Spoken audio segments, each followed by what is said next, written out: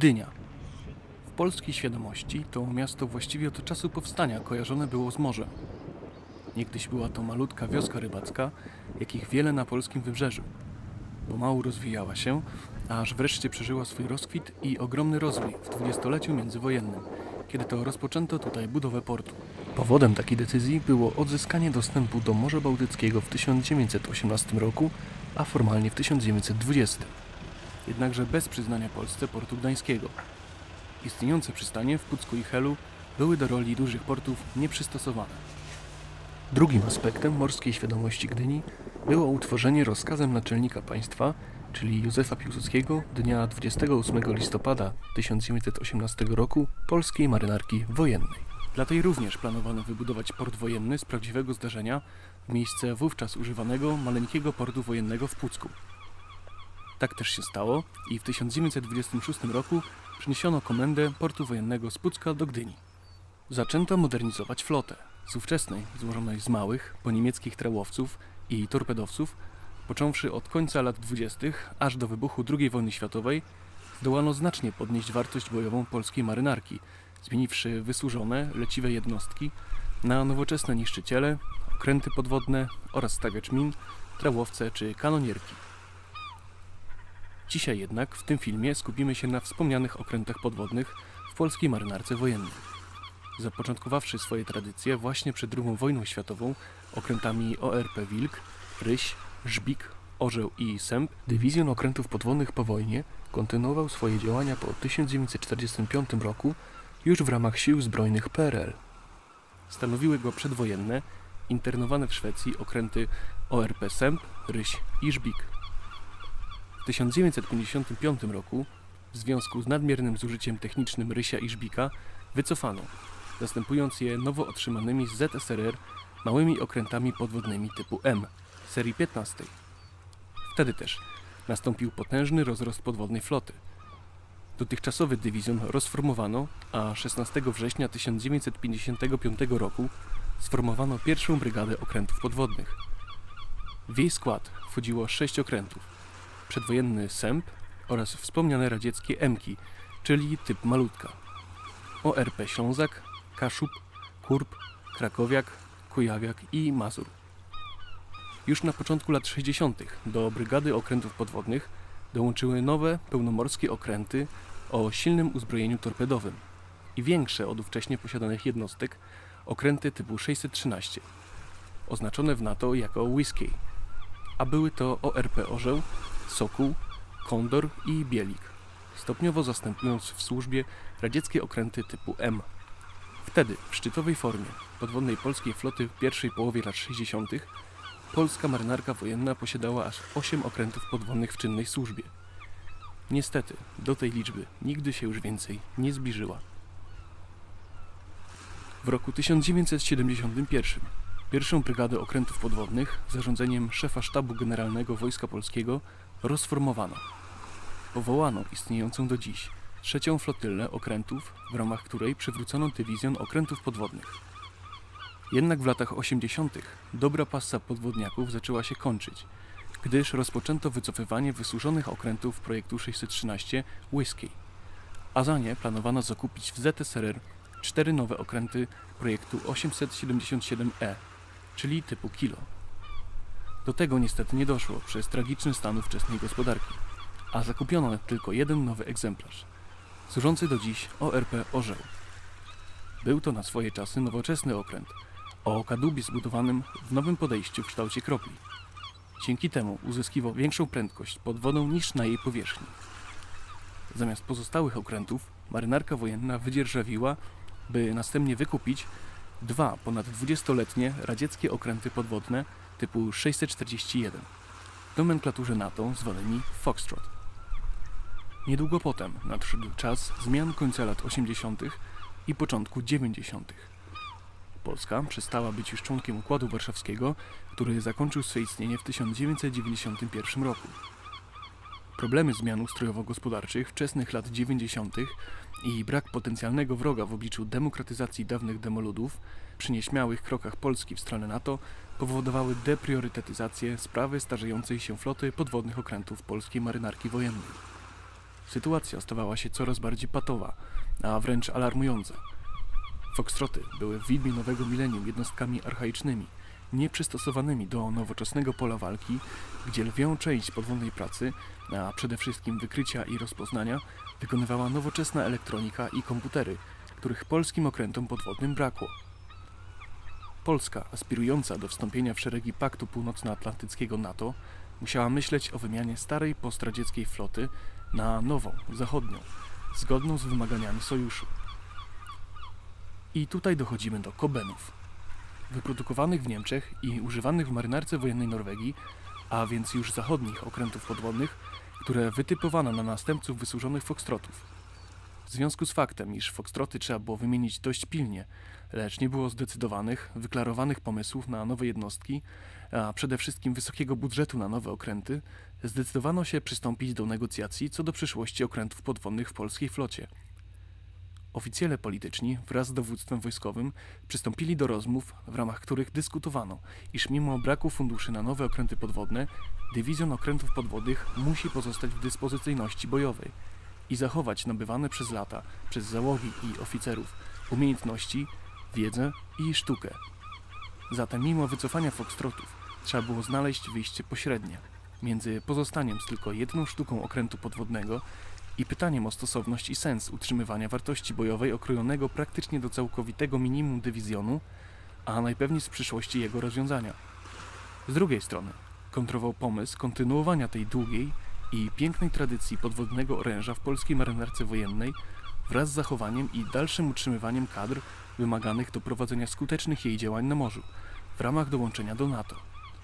Całe szczęście przeważyła ta druga opcja i tak wyklarowało się porozumienie, które nazwano tzw. rozwiązaniem pomostowym. Zakładało ono zakup używanych jednostek, by utrzymać podwodne kadry w umiejętnościach bojowych, podtrzymując tradycję dywizjonu i zadowalając też decydentów niewygórowaną potrzebą budżetową. Zakupiono w ten sposób w 2002 roku 5 wspomnianych okrętów podwodnych typu Koben od Norwegii, w tym jednego jako dawcę części symulator, a jednym z nich jest główny bohater tego filmu, czyli ORP Sokół. Od początku okręty typu Koben w polskiej marynarce wojennej traktowane były jako okręty przejściowe, czyli pomostowe, między rozwiązaniem właściwym, czyli zakupem nowych jednostek. Trzeba pamiętać, iż te okręty, mówiąc kolokwialnie, do najmłodszych nie należały, gdyż zbudowano je w pierwszej połowie lat 60., a w momencie nabycia przez Polskę były wręcz stare. Dla porównania wycofane przez Kobeny radzieckie Foxtroty pochodziły również z tego samego okresu. ORP Dzik był nawet od nich wszystkich młodszy. Tak więc na papierze wyglądało to nieciekawie. Wymiana wiekowych okrętów na tak samo wiekowe, jednak tutaj trzeba mocno podkreślić, iż Kobeny przeszły na początku lat 90. sporą modernizację, by wydłużyć im resurs i jeszcze bardziej przystosować je do służby na Morzu Bałtyckim. Dokonano gruntownego remontu i modernizacji, w ramach której skontrolowano stan i nieco zmieniono kadłuby oraz wymieniono wiele istotnych elementów, od systemu hydrolokacyjnego po silniki oraz baterie. Tak więc niejako korzystając z bogatych podwodnych doświadczeń Norwegów na bliskich nam akwenach i wykonanych przez nich modernizacji, w 2002 roku uzyskaliśmy dobrze zapowiadające się jednostki z nowoczesnym wyposażeniem, przystosowanymi praktycznie wręcz idealnie do działań na Morzu Bałtyckim. Do zadań polskich Kobenów należały zwalczanie okrętów zarówno nawodnych, jak i podwodnych przeciwnika, prowadzenie rozpoznania oraz transport i desant grup rozpoznawczo-dywersyjnych.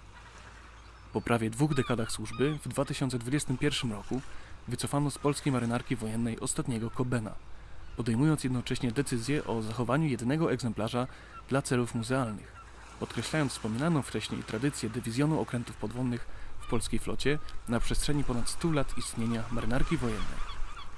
Zdecydowano zachować wycofany ze służby w 2018 roku okręt ORP Sokół, którego pieczołowitą renowację i remont rozpoczęto w roku 2020. Pod koniec 2023 roku okręt po gruntownym przygotowaniu do funkcji muzealnej w PGZ Stoczni Wojennej w Gdyni-Oksywiu był gotowy do spełnienia swojej dalszej funkcji. Jednak ze stoczni trzeba było go jakoś przetransportować na finalne miejsce spoczynku, na które wybrano Muzeum Marynarki Wojennej przy gdyńskiej plaży miejskiej. Zatem już ex-ORP Sokół musi jeszcze pokonać swoją ostatnią drogę. wyruszyć w swój ostatni rejs, a rejs będzie to nie byle jaki. Odbędzie się zarówno drogą morską, jak i lądową. Na temat tego całego procesu transportowania okrętu podwodnego gdyńskimi wodami zatoki oraz miejskimi ulicami będzie poniższy film, na który serdecznie zapraszam. By rozpocząć całą operację transportu Sokoła do Muzeum Marynarki Wojennej, trzeba przeholować błyskawice z nabrzeża pomorskiego, gdyż to tutaj przypłynie barka ze wspomnianym okrętem podwodnym, skąd prowadzi najkrótsza droga do muzeum. Samo uświadczenie naszej perełki marynarki, czyli przemieszczającej się ORP błyskawicy, to niezwykła okazja zobaczenia najstarszego zachowanego niszczyciela na świecie w ruchu. Zostanie on odholowany na wolne miejsce do portu wojennego w Gdyni-Oksywiu na czas przeprowadzenia operacji. Tymczasem, jak widać, przygotowywana jest owa droga, którą Sokół ma pokonać do muzeum. Biegnie ona Aleją Jana Pawła II, mijając słynne gdyńskie fontanny oraz bokiem skwer Kościuszki, potem skręcając w Aleję Lipową przy Parku Rady Europy, by zakończyć swą podróż pod Muzeum Marynarki Wojennej. Układana jest droga tymczasowa, wydzielana i zabezpieczana trasa przejazdu oraz przygotowywane jest samo miejsce, czyli Niecka przed muzeum, gdzie spocznie okręt podwodny. Jak widać, prace postępują, jednak nie są jeszcze bardzo zaawansowane. Cała operacja transportu dawnego ORP Sokół potrwa bowiem parę dni i na dokładnie takie poszczególne tematyczne dni będzie w tym filmie podzielona. Pierwszego dnia i pierwszą częścią filmu jest wspomniane wcześniej przeholowanie ORP Błyskawicy do portu wojennego na Oksywiu bez wychodzenia na zatokę. A więc pora na podziwianie naszej gdyńskiej błyskotki w ruchu.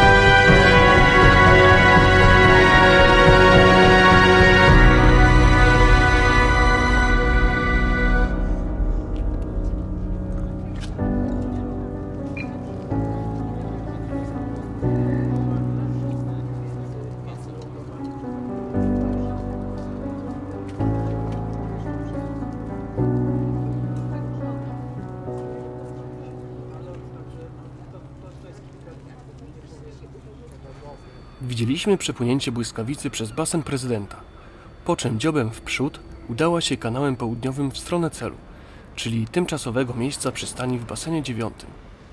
Minie przy tym nabrzeże francuskie i tzw. Ostrogę, przy Muzeum Emigracji i Kapitanacie Portu Gdynia, dokąd się właśnie przenosimy. Będzie stąd doskonały widok na płynącego z gracją niszczyciela, który lada chwila powinien się tutaj pojawić.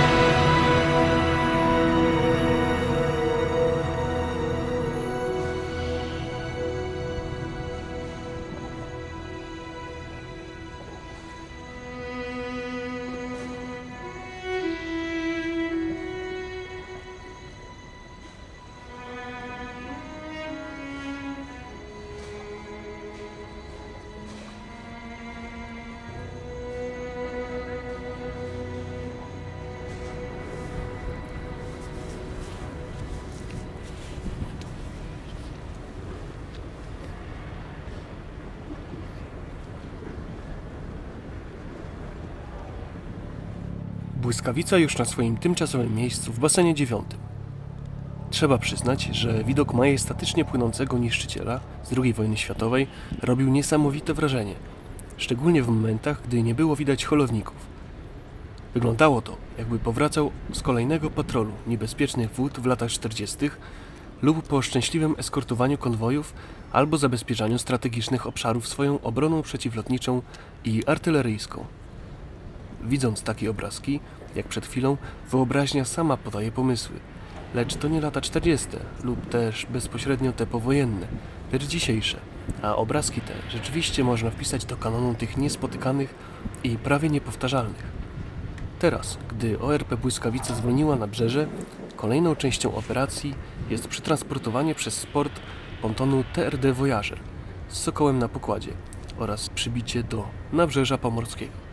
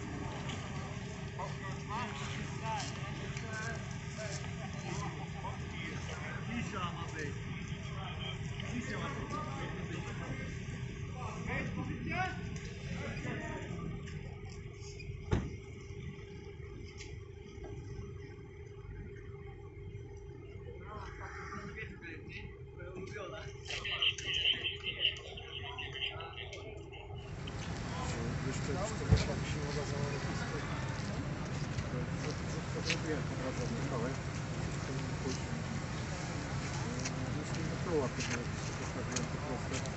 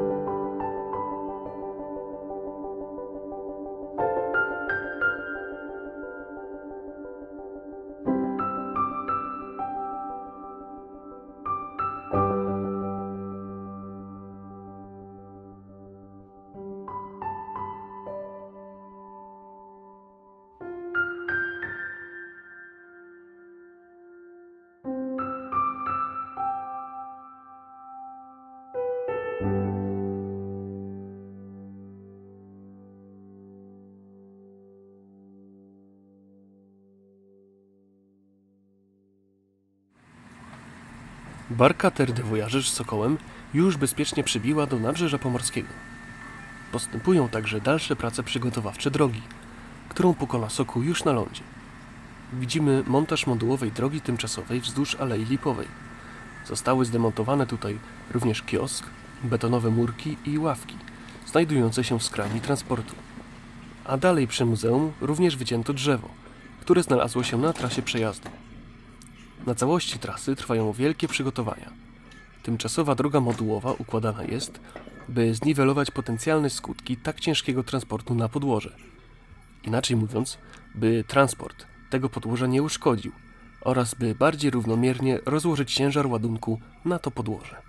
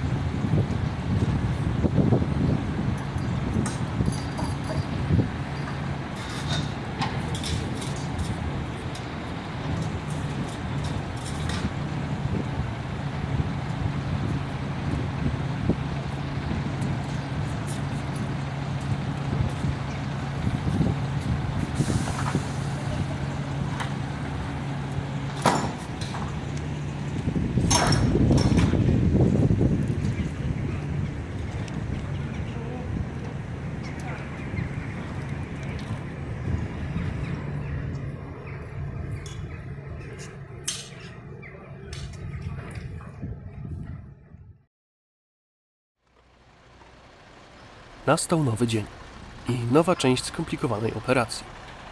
Przesunięcie Sokoła już na suchy ląd na nabrzeże. Jak widać, zabezpieczana jest już jezdnia na Alei Jana Pawła II oraz wydzielana barierkami zabezpieczona strefa bez wstępu dla osób postronnych w obrębie prowadzenia robót. Zainteresowanie Sokołem jest spore, z dnia na dzień coraz większe. Niecodziennie widzi się okręt podwodny znajdujący się nad nabrzeżem, a nie przy nabrzeżu. Samo nabrzeże zostało wyłożone deskowaniem, by zapewnić równomierne rozłożenie nacisku i zabezpieczenie tegoż nabrzeża przed uszkodzeniem. Na deskach została ustawiona instalacja z podporami i prowadnicami, na którą będzie nasuwany okręt. Ten proces nasuwania nazywa się fachowo skiddingiem.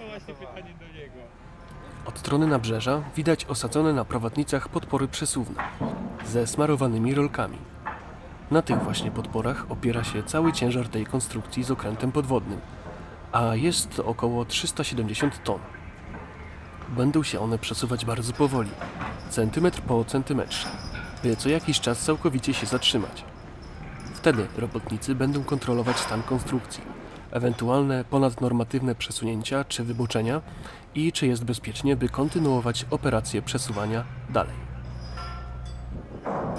drugiej natomiast strony, czyli od strony basenu prezydenta, znajduje się główna siła pchająca, czyli hydrauliczne siłowniki, w liczbie po jednej na każdą prowadnicę. Górną częścią opierają się na konstrukcji z okrętem, natomiast do prowadnic przytwierdzone są poprzecznie, wkładane przez każdą dziurę w tych prowadnicach trzpienie.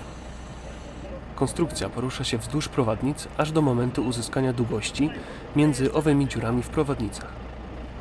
Wtedy trzpień jest wyjmowany i przekładany do następnego otworu, i tak dla każdej prowadnicy. Ilość samych prowadnic jest też uwarunkowana inżyniersko. Ze względu na pracę na nabrzeżu, gdzie dopuszczalne naciski na to nabrzeże nie są wysokie, trzeba ciężar konstrukcji równomiernie rozłożyć. W ten sposób konstrukcja z okrętem porusza się w stronę nabrzeża.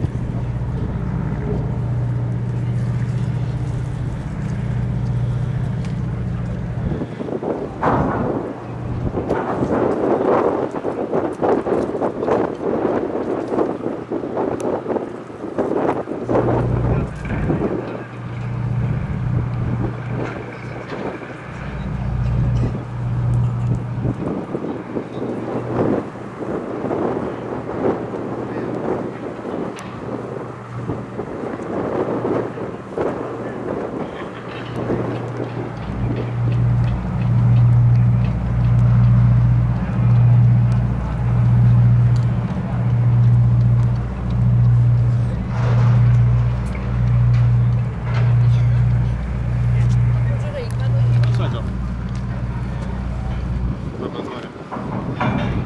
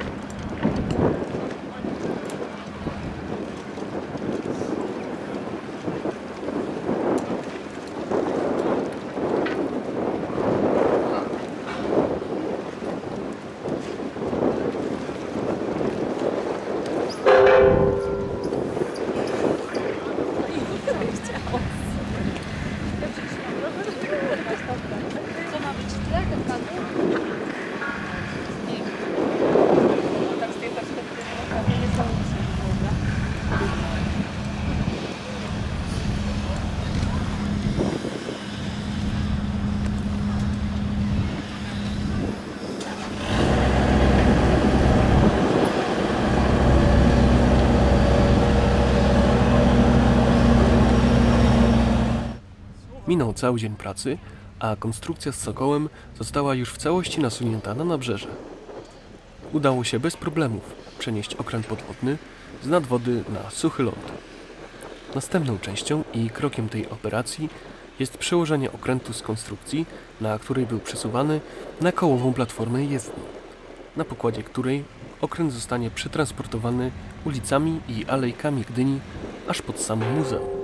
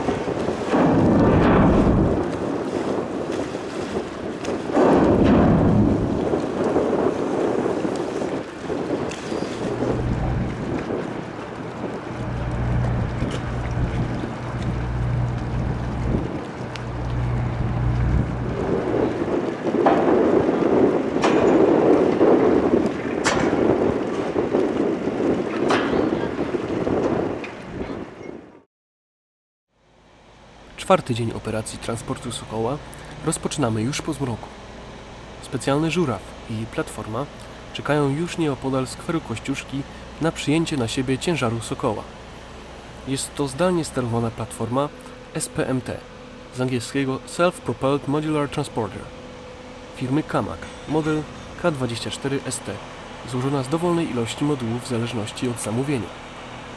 W tym przypadku transportu Sokoła platforma składa się z dwóch rzędów po 16 osi, czyli razem z 32 osi, gdzie każda z osi posiada nominalną ładowność 40 ton. Istotniejsza jednak od całkowitej ładowności jest stateczność ładunku na jej pokładzie. Dla każdego przypadku transportu wyliczane są siły statyczne i dynamiczne i dobrana ilość osi w taki sposób, by przewożony ładunek, czyli w tym przypadku okręt podwodny ex-ORP Sokół, nie zsunął się z platformy i nie spadł. W przypadku transportu Sokoła znaczenie ma też grunt. Tutaj ilość osi jest większa ze względu na podłoże, które musi pozostać nienaruszone. Transport przejedzie bowiem głównymi i reprezentacyjnymi ulicami i alejkami w gdyńskim centrum. W innych przypadkach, np. gdy ładunek jest duży, ale lekki, lub też ładunek posiada wysoko położony środek ciężkości, w takich przypadkach również przeliczane są potrzebne do zastosowania osie, ale musi być ich więcej, by cały układ był stabilny. Jak widać, same okolice skweru również przygotowują się do nadchodzącej akcji transportu kołowego okrętu podwodnego. Trasa przejazdu jest już wydzielona i zabezpieczona. Na czas przejazdu ruch samochodowy w tej części centrum będzie zamknięty, z dopuszczonym jedynie śladowym pieszym, co pewnie będzie wykorzystane przez rzesze zainteresowanych gdynian, fotografów i ciekawskich całej tej operacji. Przy samym Sokole trwają prace zabezpieczające przeniesienie jej na wspomnianą platformę jezdnię. Niestety, okazało się, że z jakiegoś powodu przełożenie okrętu na platformę zostało przełożone w czasie i nie jest wiadome, kiedy dokładnie nastąpi. Zostało zatem nagranie nocnych ujęć oczekującego nad nabrzeżem Sokoła na swój transport oraz wielkiego sprzątania i zwijania sprzętu, który posłużył do skiddingu na nabrzeże. Samego przełożenia i transportu kołowego na platformie zostaniemy świadkami następnego dnia.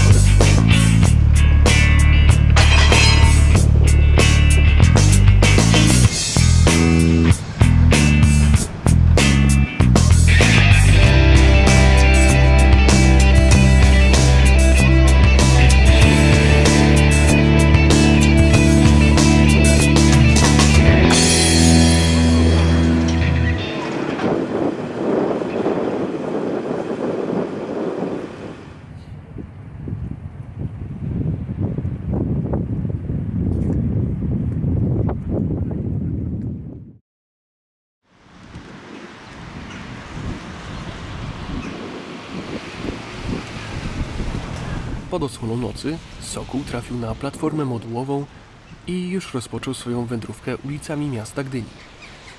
Dla niektórych, wychodzących jak zwykle rano na spacer z psem lub trochę pobiegać, widok górującego nad okolicą okrętu podwodnego, sunącego powoli jak gdyby nigdy nic ulicą w ścisłym centrum miasta, mógł być co najmniej egzotyczny.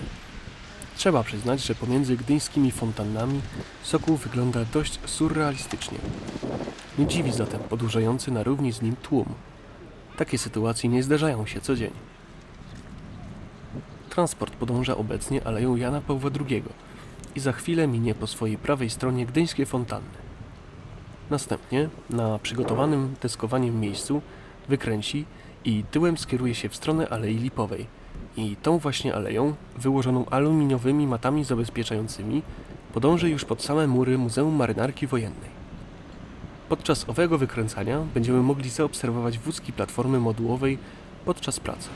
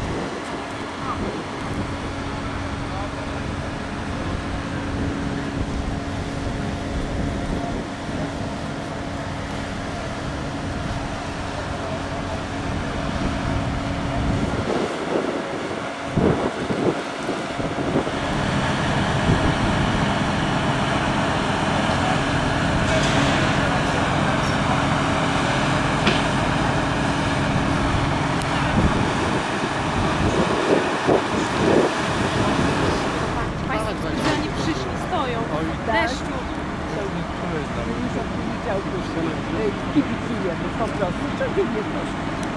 Państwo tak, że tak powiem, śledzą całą tą podróż Sokoła. Tak. Jak to tak wygląda? Bo nasi słuchacze go nie widzą. Jak pan tak opisać troszeczkę nam? No, trzeba manewrować kółkami, hulaj tutaj. To taka przeprawa po drodze, no nieczęsto się zdarza. Rzadko, to pierwszy raz. Ale było tak było zaplanowane. Tak się zdaje.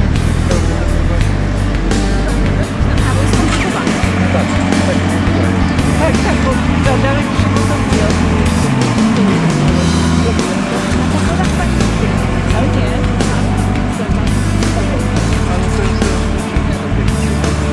Super, dziękuję Państwu bardzo.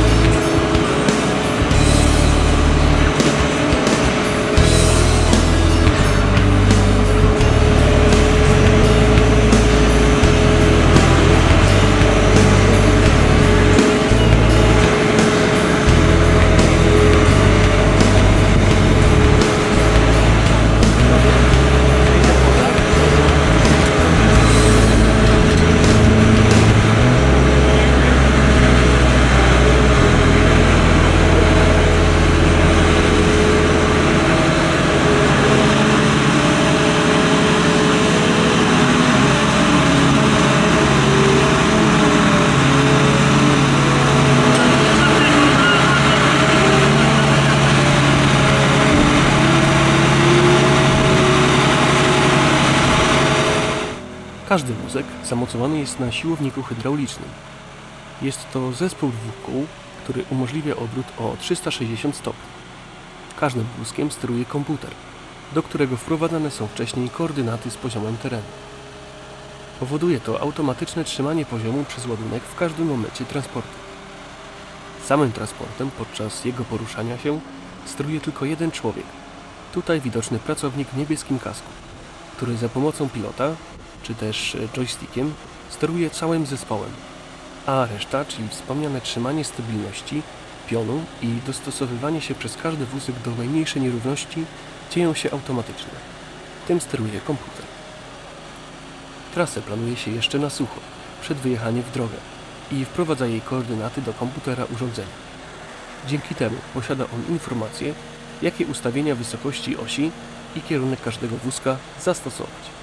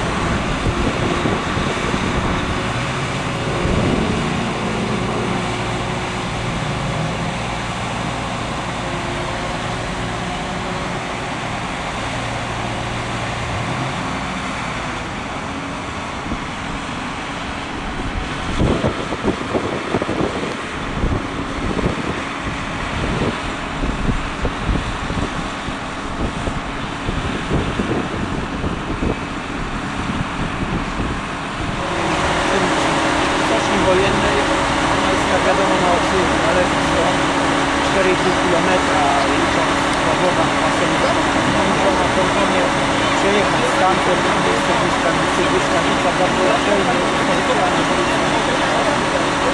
z pontonu na takiej specjalnej konstrukcji szynowej przejechał na nabrzeże, tutaj na podporach odczekał do momentu, kiedy wózki będą gotowe.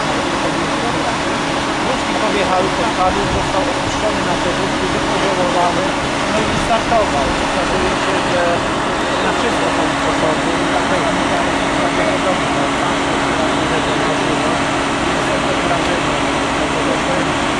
Przybliżenie spoza górę świata, ale okręt podwodny. To jest tak podobno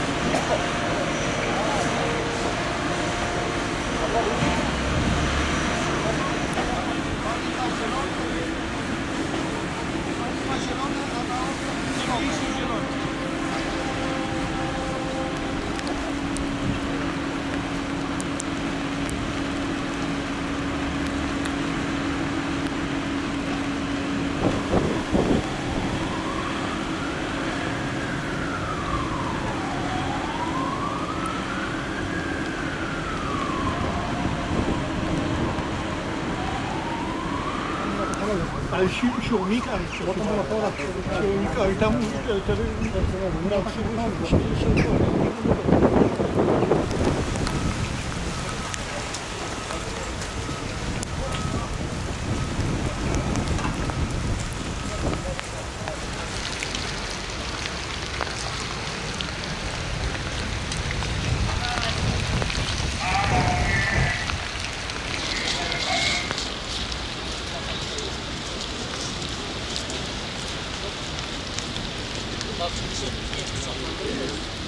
Nie, no ja to wiesz, normalnie.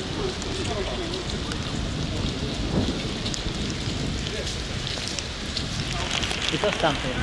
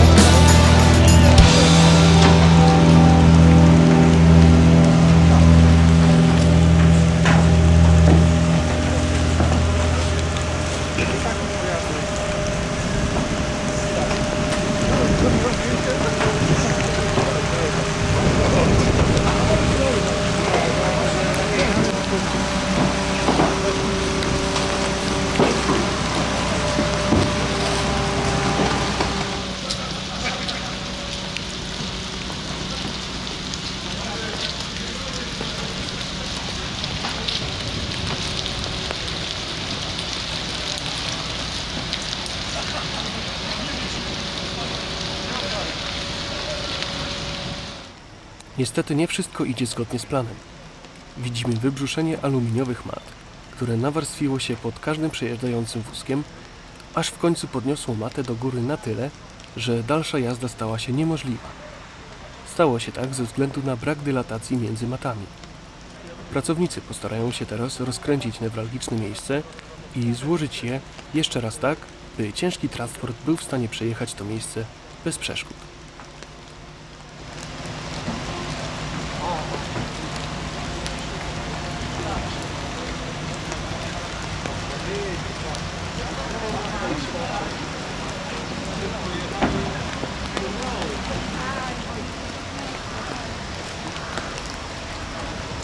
Za szybko?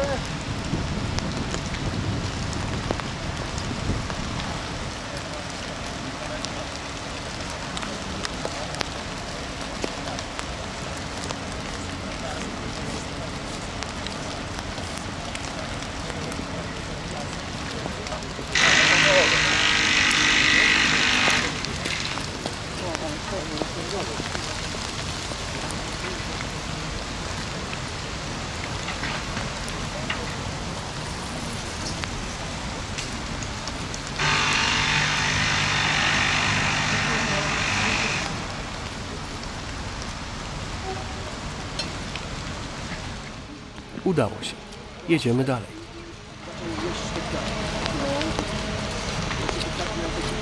Cała głowa w tył. On się od niego podalowali tutaj.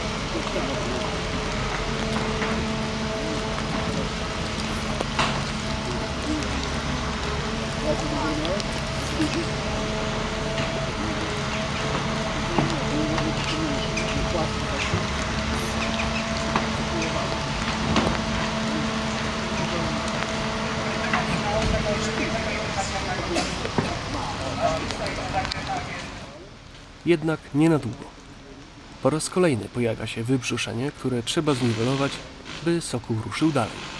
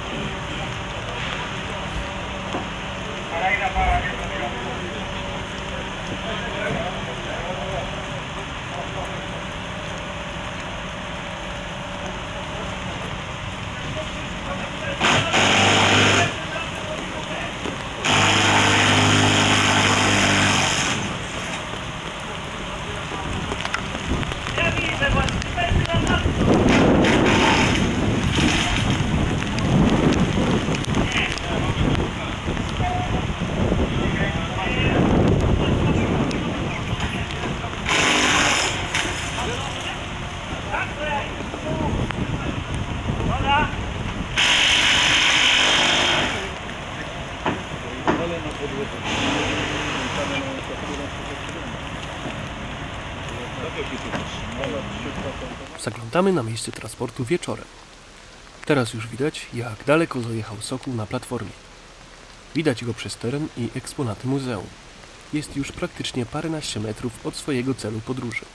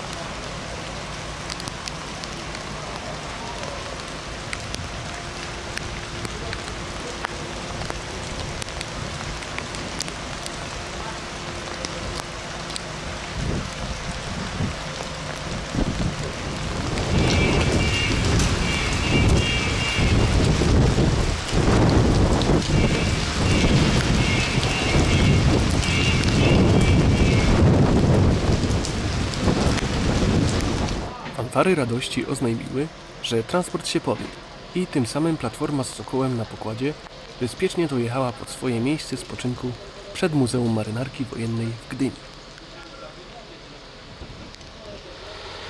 Chroniąc się przed deszczem przy jednej z kawiarń, można z perspektywy zobaczyć wielkość Sokoła i ogrom tego przewożonego ładunku. Sokoła czeka teraz zdjęcie z platformy i ponowny skidding, czyli ta sama operacja hydraulicznego przesuwania po prowadnicach, która miała miejsce przy Nabrzeżu Pomorskim. Tym razem jednak, zamiast przesuwania z wód portu na suchy ląd, będzie nasuwanie nad ostateczne miejsce spoczynku.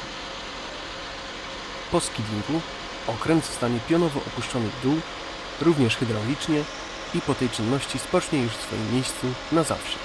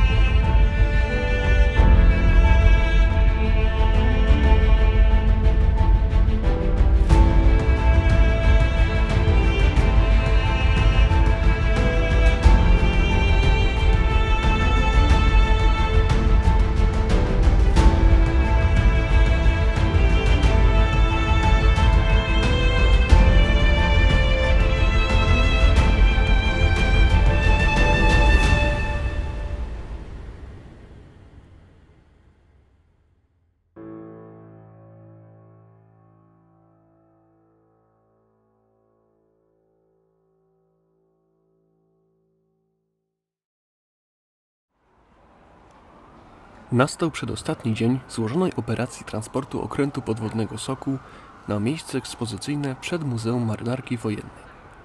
Po całym dniu przygotowań, teraz, gdy pomału zbliża się już wieczór, naszego bohatera czeka wspomniane niedawno skilling, czyli hydrauliczne nasuwanie po prowadnicach nad Nieckę, w której docelowo spocznie. Sokół spoczywa już na podporach, a te na belkach i cała operacja skillingu już się rozpoczęła.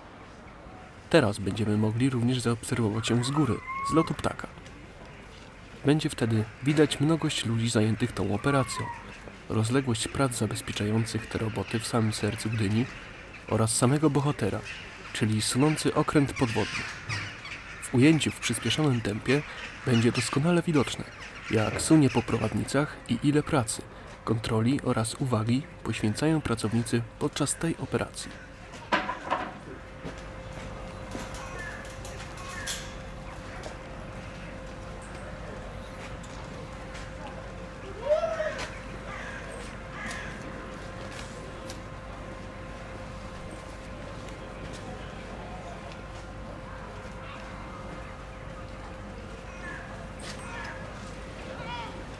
Powinno być.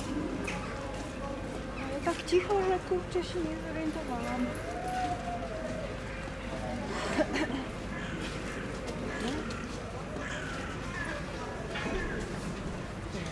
Albo na razie.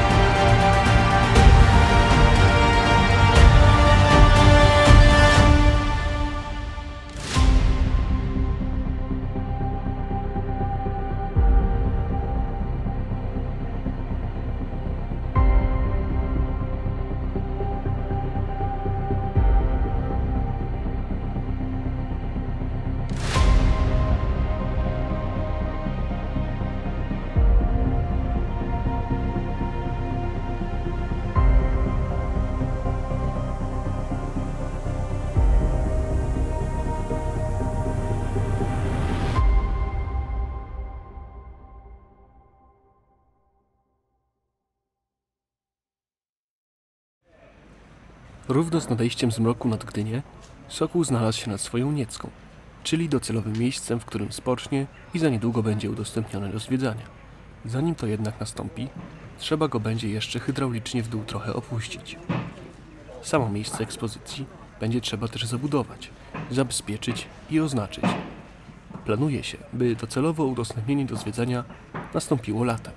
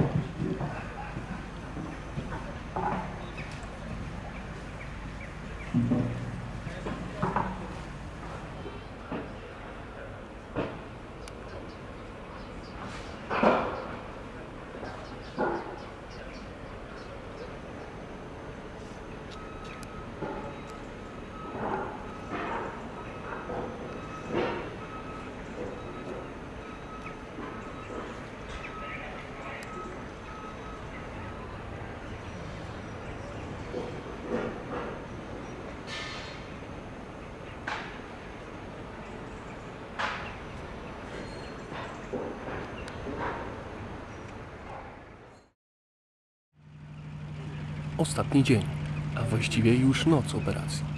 Sokół został opuszczony za pomocą hydrauliki do swojej Niecki, z której więcej się już nie ruszy. Odbył już swój ostatni rejs po morzu i lądzie, a teraz oczekuje do lata, kiedy to do jego wnętrza zapukają pierwsi ciekawscy podwodnej historii zwiedzający. Dzisiaj został dla odmiany przysypany śniegiem, jednym z pierwszych w tym roku, który mocno kontrastuje ze świeżą odmalowaną czernią okrętu. Pracownicy jeszcze przez parę dni będą zabezpieczać teren robót i wykonywać ostatnie szlify przed odbiorem.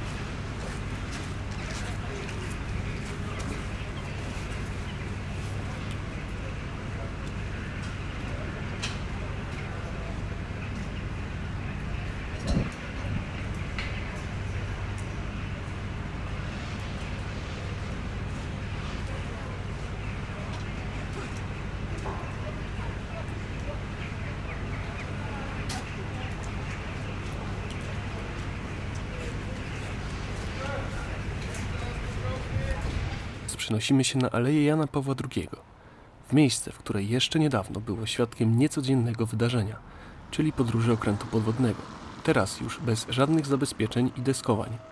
Życie codzienne zdało się wrócić w to miejsce i kontynuować swój bieg po staremu. Zwijane są jeszcze zebrane na bok deskowania, balustrady, słupki i pachołki, a pod osłoną jesiennego popołudnia, kiedy uwaga była skupiona na Sokole, na swoje dawne miejsce wróciła ORP Błyskawica.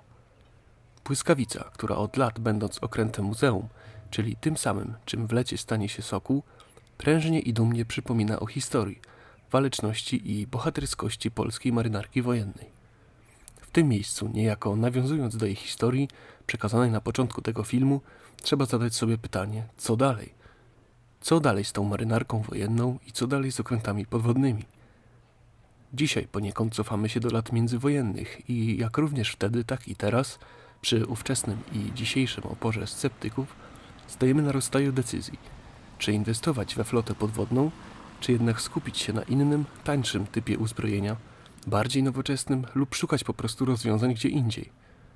Czy okręty podwodne to zbędna fanaberia? Czy jest to coś, co można zastąpić artylerią nabrzeżną, przeciwlotniczą, dronami, samolotami lub też sojusznikami? Trzeba zaznaczyć, co daje posiadanie we flocie okrętów podwodnych.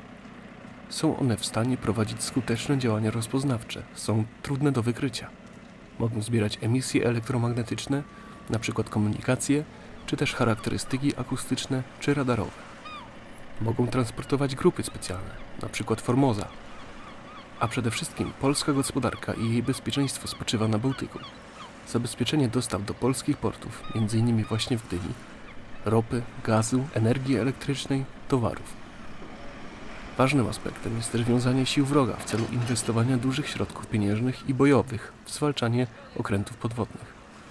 Wróg, widząc skuteczność i śmiercionośność uzbrojenia torpedowego w połączeniu ze zmniejszoną wykrywalnością, będzie zmuszony przeznaczyć sporą część środków, zamiast np. na lotnictwo czy obronę przeciwlotniczą, to na zwalczanie okrętów podwodnych.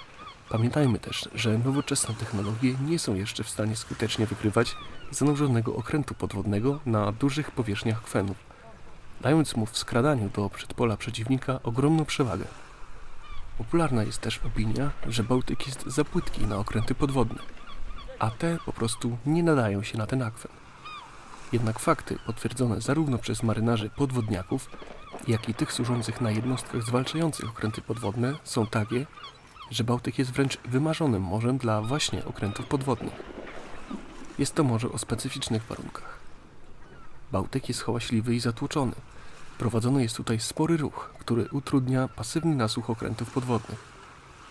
Jest zlewiskiem wielu różnych rzek o różnych temperaturach, co powoduje, że jest zmieszany pod względem temperatur i w takim środowisku praca sonarów aktywnych, poszukujących w wodzie o danej gęstości, może nie wykryć obiektu w wodzie o innej gęstości, czyli też właśnie o temperaturze, w której może taki okręt podwodny się ukrywać. Różne jest też zasolenie, które też wpływa na pracę sonarów. Oprócz tego jest też tutaj dużo wraków, które mogą zmylić operacje poszukiwawcze wroga i utrudnić lub uniemożliwić jego wykrycie. Można snuć opinię, że komplementarność ochrony polskiego wybrzeża przez budowane mieczniki nie zapewni 100% pewności bezpieczeństwa. Takowa nastąpi jedynie przy współudziale okrętów podwodnych. Wówczas wróg zastanowi się parokroć, zanim przystąpi do działań na akwenie, gdzie może go dosięgnąć niewidzialna broń od niewidzialnego przeciwnika, mogącego kryć się pod wodą praktycznie wszędzie. Mamy więcej okrętów w muzeach niż w dywizjonie okrętów podwodnych. Orzeł ma obecnie głównie wartość szkolną, a nie bojową, a ostatni Kobben, czyli Sokół, trafił do muzeum, co przez ostatnie prawie 2 godziny oglądaliśmy. Nie można dopuścić do tego, by stracić ciągłość umiejętności załóg, wyszkolenia, sztuki i tradycji podwodnego oręża. Jeśli polska marynarka straci po orle te wspomniane podwodne umiejętności, nabywane przez lata, dekady, a właściwie to cały wiek, to potem będzie bardzo trudno je odtworzyć, na nowo nabyć i wyszkolić podwodne kadry obsługujące wyposażenie i cały okręt. Będzie to proces długi, czasochłonny i można domniemywać, że droższy pod względem właśnie czasowym i również pieniężnym niż nabycie okrętów podwodnych teraz. Teraz, gdy mamy wyszkolone kadry, które jeszcze do niedawna na tych okrętach pływały lub nadal pływają, oficerów, marynarzy i całą obsługę, to pytanie o decyzję należy sobie zadawać i zadawać często. Czas orła dobiega końca, no i co dalej? Myślę, że wstawienie jednego z przedstawicieli udanego typu okrętów Kobben, czyli Sokoła do muzeum, jest idealnym do tego momentem, bo o ile podczas ich stopniowego wycofywania powinna zapalać się nam lampka ostrzegawcza, to teraz, gdy został jedynie mający wartości szkolne ORP Orzeł, ta lampka powinna mrugać, pulsować, a wręcz razić swoim światłem decydentów, u których ważyć się mają za niedługo losy przyszłości polskiego podwodnego oręża. Nie możemy tego zatracić.